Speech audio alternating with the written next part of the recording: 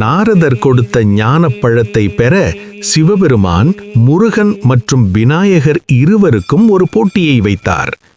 யார் முதலில் உலகை சுற்றி வருகிறார்களோ அவருக்கே இந்த ஞானப்பழம் என்றார் சிவபெருமான்.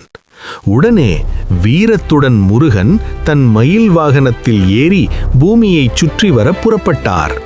ஆனால் விநாயகர் சிந்தித்தார், தாய் தந்தை இருவருமே இந்த உலகத்துக்கு நிகரானவர்கள் என்று. அதனால் சிவனையும் பார்வதியையும் சுற்றி வணங்கினார். அந்த ஞானத்தின் பலனாக ஞானப்பழம் விநாயகருக்கே வழங்கப்பட்டது.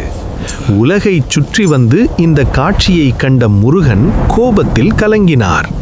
தாய் தந்தை அளித்த ஆடை அணிகலன்கள் எதுவும் வேண்டாம் என்று கூறி கந்தலாடை உடுத்தி பூமியை நோக்கி புறப்பட்டார். அவர் வந்து இறங்கிய புனித இடமே திரு ஆவினம்குடி. முருகனை சமாதானப்படுத்த சிவனும் பார்வதியும் அங்கே வந்தனர். ஆனால் முருகன் சமாதானமடையவில்லை.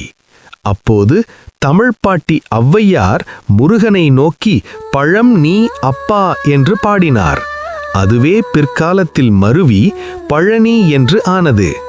தண்டாயுதத்துடன் உலகிற்கு அருள் பாலிக்க வந்து நின்றதால் அவர் இன்று தண்டாயுதபாணி என்று போற்றப்படுகிறார்.